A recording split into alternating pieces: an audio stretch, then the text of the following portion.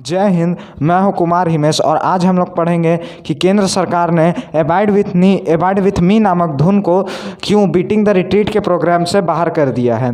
तो पहले तो हम ये समझेंगे कि एबाइड विथ मी जो धुन है वो आखिरकार है क्या। एबाइड विथ मी ईसाई धर्म का एक लोकप्रिय भजन है। ईसाई धर्म जो है, जो ईसा मसीह को मानते हैं, जीसस क्राइस्ट को मानते हैं, उनका एक लोकप्रिय भजन है। हिंदी में एबाइड विथ मी का जो अर्थ है, इसका अर्थ है, अगर जो इंग्लिश जानते होंगे उन्हें पता होगा, मेरे साथ रहो, है ना, मेरे साथ में रहो। तीसरा, इसकी रचना जो है 1820 में स्कॉटलैंड के मशहूर कवि हेनरी फ्रांसिस लाइट ने की थी। क्या नाम है कवि का? Henry Francis light. और हेनरी चर्च के जो थे उस पादरी वर्ग में भी शामिल थे जिनके लिखे धार्मिक लेखों एवं कविताओं को धर्म का विश्वास और आध्यात्म का मानक माना गया है। लास्ट पॉइंट अब हम लोग पढ़ेंगे।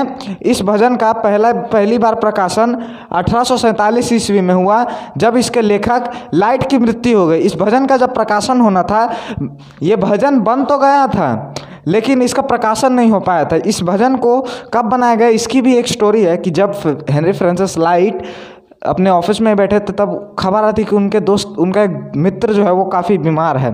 ठीक, वो उस अपने मित्र के पास जाते हैं। उनका मित्र रिक्वेस्ट करता है कि आप मुझे कोई अच्छा सा भजन सुनाएं। तो उसी वक्त ये हमारे जो कवि साहब है हेनरी फ्रांसिस लाइट, वो इसी भजन को गाते हैं, एबाइड विथ मी। इस भजन में कहा गया है, हे ईश्वर, मृत्यु में, जीवन में हर वक्त मेरे साथ रहो। इस भजन में यही मेनली रूप से गाया गया है। और इस भजन का पहली बार प्रकाशन हम बता दिए 1847 ईस्वी में हुआ, जब इसके जो कवि साहब है हेनरी फ्रांसिस लाइट, उनकी मृत्यु हो गई। ठीक, वर्ष 1861 में, ध्यान दीजिए, 1847 में हेनरी फ्रांसिस साहब की मृत्यु हो गई। हमारे ये जो कवि साहब थे स्कॉटलैंड के, ठीक, ये स्कॉटलैंड का ही भजन है। वर्ष 1861 में पहली बार ब्रिटेन के जो मशहूर संगीतकार थे विलियम हेनरी मॉन्क, क्या नाम है? William Henry monk. ब्रिटेन के जो मशहूर संगीतकार है विलियम हेनरी मॉन्क, उन्होंने एबाइड विथ मी को धुन दी। क्या दिया इन्होंने? जो है ना, जैसे कि कोई भी चीज़ बनती है तो उसको धुन, आप जैसे म्यूज़िक में भी देखते होंगे तो वो सिर्फ सिंगर गाते हैं, पीछे का बैकग्राउंड कोई और रहता है। तो उसी तरह कविता बन गई थी, लेकिन इसको जो धुन दी, उस धुन देने वाले संगीतकार का नाम था विलियम हेनरी मॉन्क। हम लोग समझ लिए कि एबाइड विथ मी है क्या, इसकी शुरुआत कहाँ से हुई। अब हम लोग समझेंगे कि इतना इस पे बवाल क्यों हो रहा है कि एबाइड विथ मी को हटा दिया गया। हमारे देश में जो पक्ष बोले वही से, जो विपक्ष बोले वही गलत। लेकिन हमें ये समझना होगा कि आखिर सही क्या है, गलत क्या है। हमें निष्पक्ष तरीके से समझना होगा।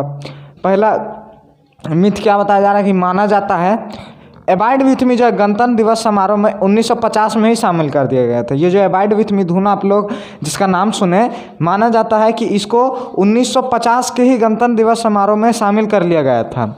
दूसरा, माना जाता है abide with me Mahatma Gandhi का मनपसंद भजन था। महात्मा गांधी का जो मनपसंद भजन था उनमें से एक एबाइड विथ मी माना जाता था। लेकिन इतिहास में इस बात की कोई ठोस जानकारी नहीं है। हमने बड़े बुक इंटरनेट पर सर्च मारा, लेकिन किसी भी तरह की ठोस जानकारी इस बारे में नहीं मिली है। और ये इनका पसंदीदा कैसे हुआ ये तो नहीं पता, लेकिन अहमदाबाद में साबरमती आश्रम में मैसूर पैलेस बैंड ने एक बार ये एबाइड विथ मी भजन बजाया था, जिसके बाद से ये जो भजन है साबरमती आश्रम में बजने वाले भजनों की सूची में आ गई। अब इसमें यह है कि एबाइड विथ गांधी जी के अगर ये मनपसंद भजन मान भी लिया जाए तो हमारे हिसाब से इन भजनों को इस बार शामिल कर देना चाहिए। एक है रघुपति राघव राजाराम और एक है वैष्णव जन। तो ये भी तो गांधी जी के मनपसंद भजन थे, इन्हें शामिल ज़्यादा नहीं इस बार नहीं किया गया है लगता है। एबाइड विथ मी जो है विदेशी भजन है। इसी तरह एक और भजन जो है बजता है बीटिंग द रिट्रीट में, उसके बोले kilt is my delight. Kilt एक पारंपरिक ड्रेस है स्कॉटलैंड के सैनिकों की, जो स्कर्ट की तरह होती है। आपने भी कहीं जगह देखा होगा कि कुछ ऐसी स्कर्ट रहती है जो पुरुष भी पहन सकते हैं, वो उसी को किल्ट बोलते हैं। तो कहा जाता है kilt is my delight, kilt उसका डिलाइट है, खुशी है। तो क्या हमारे देश में कोई किल्ट पहन के खुद को खुश महसूस करेगा? क्या हमारे सेना किसी ने किल्ट पहना होगा? नहीं। तो फिर उस किल्ट इज़ माई डिलाइट भजन की आवश्यकता क्यों है? ठीक, हम लोग तो इतना समझ लिए कि साबरमती आश्रम में आ गया, बजता था पहले, मैसूर पैलेस बैंड ने बजाया था। अब समझिए कि इसको रिप्लेस कर दिया गया है एगो भजन से, इसको एक भजन से रिप्लेस किया गया है। उस भजन का नाम है ए मेरे वतन के लोगों। आपने ये भजन ज़रूर सुना होगा, क्योंकि ये 1962 में आया था, जिसे लता मंगेशकर ने गाया था। इसको मशहूर कवि प्रदीप ने लिखा था। ये 1961-62 में आया था, जब भारत चीन युद्ध चल रहा था और कई बहुत सारे भारतीय सैनिक मारे जा चुके थे। तो इसी में बोल है कि ये मेरे वतन के लोगों ज़रा याद करो कुर्बानी। तो हम आपसे ये पूछते हैं कि आप किस भजन को पसंद करेंगे, कमेंट में बताइए, क्योंकि ये थोड़ा क्रिटिकल मुद्दा है। अवॉइड विथ मी जो हटाया गया है, मेरे हिसाब से हटा देना चाहिए था। अब आप कमेंट में बताइए कि इसे हटाना सही है या गलत। मिलेंगे अगले वीडियो में। आपका हमारे साथ बने रहने के लिए धन्यवाद। जुड़े रहिए, स्वस्थ रहिए और हमारे चैनल को सब्सक्राइब करिए। सुपर क्लासेस में कमेंट करिए, लाइक करिए, बेल आइकन दबाइए और बताइए कि अगला वीडियो किस टॉपिक पे चाहिए। हम इस वक्त जल्द से जल्द वीडियो अपलोड नहीं कर पा रहे हैं, क्योंकि हमारे एरिया में जो नेटवर्क काफ़ी स्लो चलता है। क्यों, आप विश्वास नहीं करेंगे, मैं अगर आज 28 तारीख को अगर वीडियो बना रहा हूँ, तो मुझे वीडियो अपलोड करने में अगर मैं इसी वक्त अगर लगा देता हूँ, तो मुझे 29 तारीख की सुबह तक भी अपलोड सही से नहीं होती है। तो मैं इसीलिए कहता हूँ कि वीडियो डालने में इसी तरह लेट हो जाता है मुझे। ठीक, लोग 26 जनवरी को ही हमारे आज़ाद होने का दिन मान लेते हैं, लेकिन हम लोग आज़ाद 15 अगस्त 1947 को हुए थे। आज़ाद होने में और संविधान लागू होने में बहुत अंतर है। 15 अगस्त को हम लोग सिर्फ आज़ाद हो गए थे, हम लोग का कोई संविधान नहीं था, कैसे रूल करना है कुछ फिक्स नहीं था, उस अंतरिम सरकार चला। इसीलिए 1947 के बाद 1951 में चुनाव हुआ और 1952 में हम लोग अपना प्रधानमंत्री चुने।